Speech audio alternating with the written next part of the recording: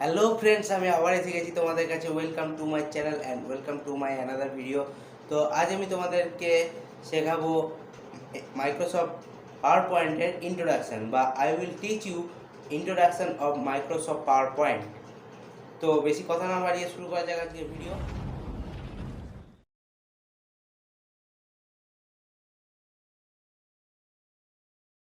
তো ফ্রেন্ডস, তার আগে আমি বলে রাখি যে যারা আমার চ্যানেলে নতুন আছে তারা এই চ্যানেলটিকে সাবস্ক্রাইব করে দেবে, বন্ধুদের সঙ্গে শেয়ার করবে, আর ভিডিওটা একটা লাইক করে দেবে। লাইক করলে কি হয়, আমাদের কনফিডেন্ট বাড়ে যে আমাদের ভিডিও কন্টেন্ট ভালো হচ্ছে কি না।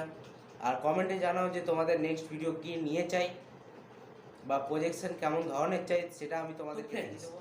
আমাদের প্রথমে জানতে হবে যে মাইক্রোসফট পাওয়ার পয়েন্ট কী। তো মাইক্রোসফট পাওয়ার পয়েন্ট বা প্রজেকশন কথার অর্থ হচ্ছে উপস্থাপনা করা, বা কোনো বিষয়ে তথ্য উপস্থাপনা করাই হলো প্রজেকশন। তো কম্পিউটারে বিভিন্ন প্রজেকশন তৈরি করা হয়, তার মধ্যে অন্যতম হচ্ছে মাইক্রোসফট পাওয়ার পয়েন্ট। এখানে সবথেকে ভালো প্রজেকশন তৈরি করা হয়। কোনো অফিস বা কোনো কর্মসংস্থানে তোমাদের এই প্রজেকশন বিভিন্ন ধরনভাবে কাজে লেগে থাকে। আর প্রজেকশন তৈরি করা খুবই সহজ ব্যাপার তোমাদের ক্ষেত্রে। তো আমি তার মধ্যে কিছু তথ্য আমি তোমাদেরকে দিয়ে দিচ্ছি, যেমন হলো কি, তার মধ্যে হলো পাওয়ার পয়েন্টের প্রজেকশনের তৈরি করার মাধ্যম হচ্ছে কম্পিউটার স্ক্রিন বা এলসিডি প্রজেকশনে বিভিন্ন ধরনের স্লাইড থাকে। যেমন তুমি অনেক ধরনের স্লাইড দিতে পারো, ইন্ট্রোডাকশান দিতে পারো প্রথমে, তারপরে বিভিন্ন যে টপিক নিয়ে আলোচনা করছো বিভিন্ন ধরনের টপিক দিয়ে সেটা প্রজেকশন থেকে তৈরি করবে। এখানে বিভিন্ন ধরনের অ্যানিমেশন দেওয়া হয়, আবার কোনো ইফেক্ট দেওয়া হয়, এছাড়াও বিভিন্ন ধরনের জিনিস অ্যাড করা হয়। তার মধ্যে বিশেষ ধরনের অ্যাড করা হলো, তোমরা কোনো ভিডিও অ্যাড করতে পারো বা অডিও অ্যাড করতে পারো। তো এটা হলো মাইক্রোসফট পাওয়ার পয়েন্টের ছোটোখাটো একটা ইন্ট্রোডাকশান। তো এবারে আমরা মূল কম্পিউটার স্ক্রিনে চলে যাব। তো সেখানে আমি তোমাদের আরও কিছু নতুন তথ্য দিয়ে দেবো। তো আমরা সরাসরি চলে যাই ভিডিও স্ক্রিনে। তো ফ্রেন্ডস, দেখতে পারো আমরা সরাসরি ভিডিও পয়েন্ট বা ল্যাপটপ স্ক্রিন বা ভিডিও কম্পিউটার স্ক্রিনেও চলে এলাম। এবং এইখানে তোমরা কি করবে, প্রথমে আমাদের ওপেন করতে হবে পাওয়ার পয়েন্ট। তো এমনি তোমরা নর্মাল স্টার্টে যেয়ে পরে চেক করতে পারো যে পাওয়ার পয়েন্ট কোথায় আছে। এছাড়াও টাইপ টু সার্চ হেয়ারে এখানে সার্চ করতে পারো, বা তোমাদের সার্চ পয়েন্টে সার্চ করতে পারো পাওয়ার পয়েন্ট। দেখো এখানে আমার কাছে 2016 একটা ভার্সন আছে আর 2007 আছে। তো আমি তোমাদের সহজের জন্য 2007 ওপেন করছি। তো দেখো তোমাদের সামনে এমনি একটা ইন্টারফেস চলে এলো। তো এই ইন্টারফেসে আমাদের কি কি নর্মালি জানতে হবে সেটা হলো, এটা হচ্ছে তোমাদের অফিস বাটন। তারপর এই যে গোটাটা আছে, এই গোটাটা হচ্ছে রিবন, ঠিক। তার উপরে এই যে এখানে লেখা আছে যে প্রেজেন্টেশন 1 মাইক্রোসফট পাওয়ার পয়েন্ট, এটা হচ্ছে তোমাদের টাইটেল বার। ঠিক দেখো রিবনের উপরে এমনি একটা ঘর আছে, এইটা হচ্ছে তোমাদের কুইক অ্যাক্সেস টুল, অর্থাৎ কুইক অ্যাক্সেস টুল বার। এছাড়াও দেখো তোমাদের দেখতে হবে এই যে এইখানে যেটা আছে ক্লিক টু অ্যাড টাইটেল, এই জিনিসটা হচ্ছে তোমাদের প্লেস হোল্ডার। এখানে তোমরা প্রথমে টাইটেল দিতে পারো এবং তারপরে সাবটাইটেল দিতে পারো, বা এখানেই বিভিন্ন ধরনের জিনিস অ্যাড করতে পারো। তারপরে তার নিচেরটাই হচ্ছে স্লাইড প্যান বা স্লাইড পেন যেটা বলে সবাই নর্মালি। তারপরে এই জায়গাটা তোমরা দেখতে পারো, এই জায়গাটা এটা হচ্ছে তোমাদের নর্মাল স্লাইড। আর এই যে লম্বাভাবে যে স্লাইডগুলো সজ্জিত থাকবে সেটা হচ্ছে আউটলাইন স্লাইড টেবিল। এবং এইখানে যে আছে ক্লিক টু অ্যাড নোট, এটা হচ্ছে তোমাদের নোট পেন। তো ফ্রেন্ডস, এবার দেখো তোমাদেরকে দেখাচ্ছে এখানে বিভিন্ন ধরনের স্লাইড আছে। নিউ স্লাইডে এখানে ক্লিক করলে দেখো এখানে কতগুলি স্লাইড আছে, যে টাইটেল স্লাইড, টু কন্টেন্ট, তারপরে এখানে আছে টাইটেল কন্টেন্ট, টাইটেল অনলি মানে শুধু টাইটেল অ্যাড করতে পারো, blank page, content with caption, picture with caption.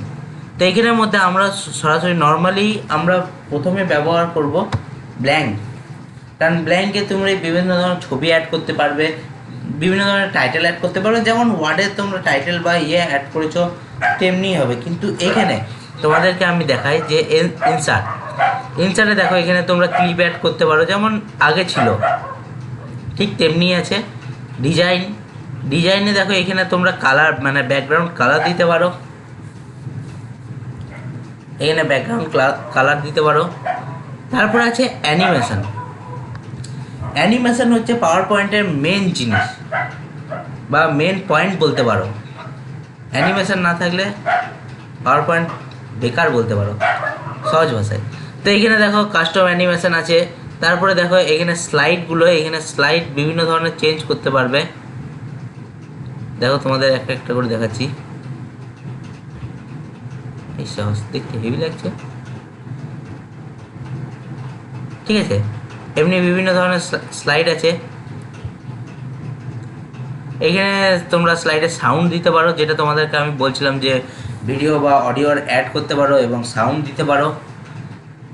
তারপরে speed, fast, slow, normal, medium করতে পারো। অটোমেটিক আপনার মানে একটা স্লাইড অটোমেটিক চলবে না তোমরা মাউস ক্লিকে করবে। সাপোজ মনে করো আমি এখানে আছি, আমি বিভিন্ন ধরনের স্লাইডে যাব। তো স্লাইডে যাওয়ার জন্য মানে আমি ধরো কোনো একটা স্লাইড দেখবো, সেটা দেখার জন্য আমাদের F5 ক্লিক করতে হয়। হ্যাঁ, F5। তো আমরা এখানে F5 ক্লিক করব। দেখো তোমাদের স্লাইড চলে এলো। স্লাইডের পর এখানে দেখো আপনারভাবে চেঞ্জ হবে না, কারণ আমি এখন মাউস ক্লিকে রেখেছি। মানে তোমরা যদি একটা করে রাইট ক্লিক করো বা কিবোর্ডের স্পেস বাটনটা ক্লিক করো, তো দেখো একটা করে চেঞ্জ হচ্ছে, ঠিক আছে, এবং নর্মালি কাট হয়ে যাবে। সাপোজ তোমাদের এখানে দেখাই, লিখি সুন্দর Saha, I am class 12 student. তো এখানে একটা আমার হলো, এবং নেক্সটের আমি এখানে সাপোজ মনে করো ইনসার্টে যেয়ে পরে একটা ক্লিপ দিয়ে দিচ্ছি। এই ক্লিপ আর্টটাকে আবার টাস্ক প্যান বলা হয় বা টাস্ক পেন বলা হয়। নর্মালি গো করে পরে নর্মাল একটা অ্যাড করে দিলে,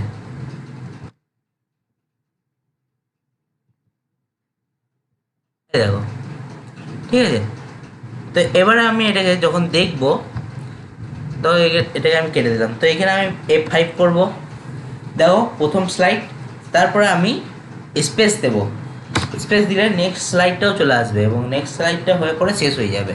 তারপর আবার স্পেস দিয়ে নর্মালভাবে চলে আসতে পারবে।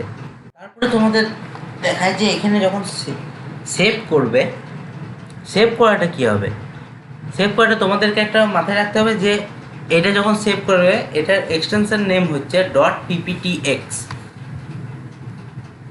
তো এটাকে সেভ করবে হচ্ছে অফিসে যাবে, অফিস বাটনে, তারপরে এখানে সেভ বা Ctrl+S দিয়েও সেভ করতে পারো, অ্যাজ ইউর উইশ। তো এখানে আমাদের চলে এলো, আমি এটা ডেস্কটপে সেট করব। এখানে PowerPoint মানে প্রজেকশন 1 আছে, সেখানে তুমি যা নাম দেবে, আমি এখানে চ্যানেল বলে লিখে দিলাম, দিয়ে সেভ করে দেবে। দেখো এটা তোমাদের সেভ হয়ে গেল। তো এখানে দেখো রাইট ক্লিক করে তোমরা দেখতে পাবে এর প্রপার্টিসে যেয়ে পড়ে, এই দেখো এক্সটেনশন নেম .pptx।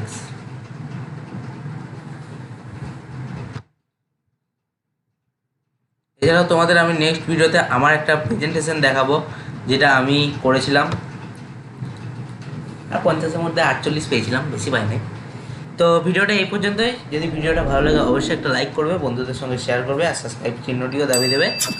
তো দেখা হচ্ছে পরের এপিসোডে। টাটা।